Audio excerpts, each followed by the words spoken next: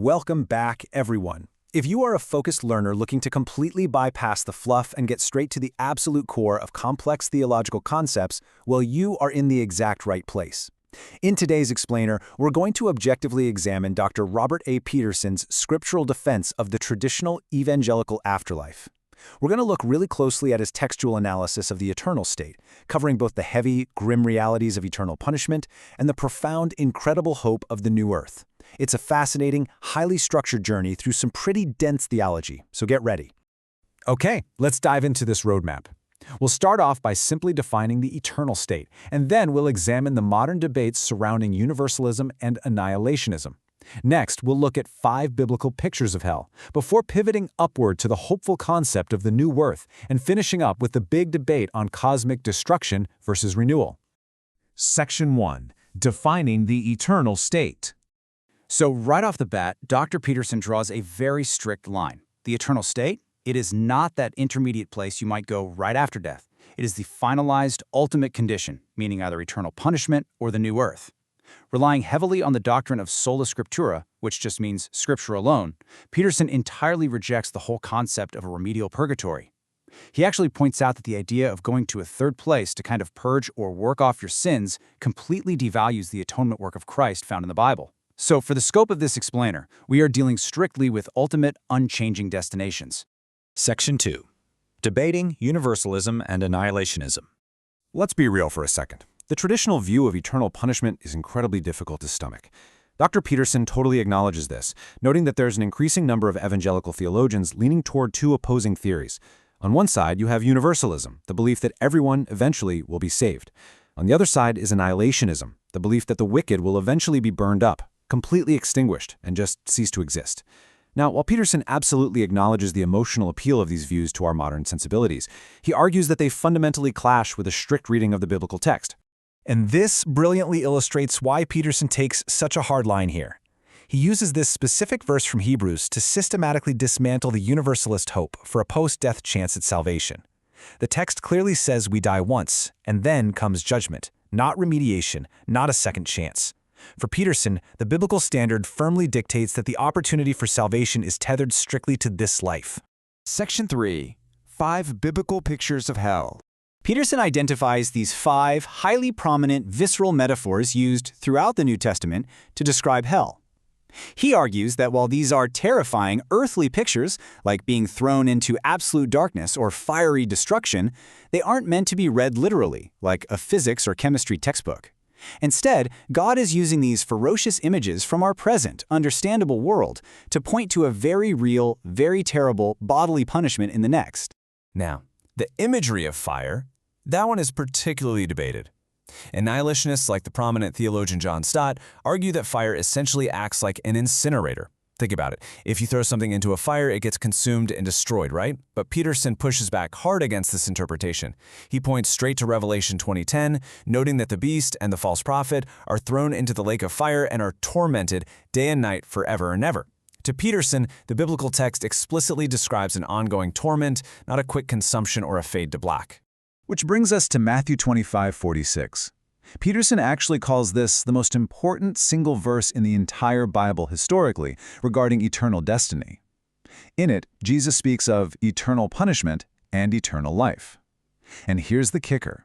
The exact same Greek adjective, aionios, modifies both of them identically.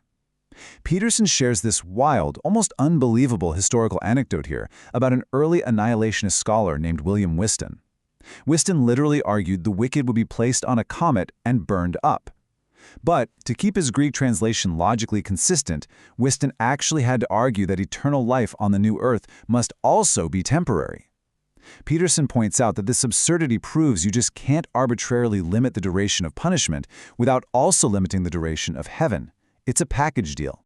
So the crucial point is how we define death biblically. Annihilationists will argue that the second death means pure extinction. But Peterson says, no, in the Bible, death never means extinction. Think back to Genesis. When Adam and Eve were handed a death sentence, they weren't just blinked out of existence. They were separated from God's presence in the garden. Physical death is the separation of the soul from the body. Therefore, eternal death is an eternal separation from the blessing, the glory, and the fellowship of God. We actually see this exact theme of separation perfectly illustrated in the parable of the wedding feast.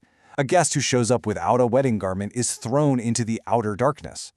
Peterson notes that the wedding feast represents love, joy, fellowship, and communion. So, being cast out into the outer darkness, it isn't just about a lack of physical light, it signifies the horrific, isolating reality of being totally severed from love and divine fellowship. Section 4. The New Earth. But hey, the story does not end with judgment. We are pivoting upward from the descent into final punishment to explore the triumphant ascent into cosmic restoration. And it's time to bust a massive cultural myth right now. The afterlife? It is not a bunch of disembodied spirits floating around on fluffy clouds playing harps.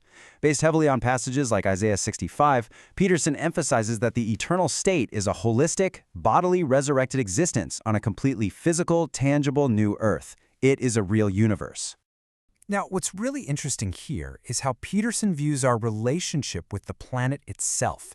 He uses this beautiful metaphor, stating that our human bodies are actually a microcosm of the cosmos. Just as our physical bodies will be resurrected and freed from decay, the physical Earth itself is currently groaning, waiting to be redeemed and set free from its own bondage to corruption. The redemption of humanity and the Earth are deeply, fundamentally linked. Which brings us to a massive question I want to pose directly to you, the focused learner. When the text talks about a new earth, what are the actual mechanics of that? Will God completely annihilate this present earth just to build a new one, or will he transform the very one we are standing on right now? Section 5. Destruction versus cosmic renewal. There are essentially two main camps on this issue. The first is creation ex nihilo, the idea that God totally destroys the current universe and starts over from absolutely nothing, just like he did in Genesis 1. The opposing view is transformation and renewal. Peterson neutrally lays out both sides, but he notes that he firmly aligns with the majority of evangelical scholars who favor transformation. He famously calls this process a deep pore cleansing of the creation, literally purifying and restoring it rather than just throwing it in the cosmic trash bin. Let's move to and see how this builds Peterson's scriptural case. Romans 8 heavily emphasizes continuity. The earth is delivered, it's not replaced. But what about 2 Peter 3, which explicitly says the earth will be burned up? Well, Peterson points out that the original Greek implies being found or exposed, basically reduced to its basal elements. It's a profound cosmic purification, stripping the earth down to its very roots to regenerate it, perfectly paralleling our own human resurrection. We have covered a ton of really deep theological ground today, looking purely at the text through Dr. Peterson's eyes. But I want to leave you with this final provocative thought. If our ultimate eternal destination isn't an escape to the clouds, but rather a physically renewed version of this very earth, how does that change the way you value, treat, and interact with the present creation today? Think about that as you process everything we've unpacked in this explainer. Keep learning, keep questioning, and I'll catch you in the next one.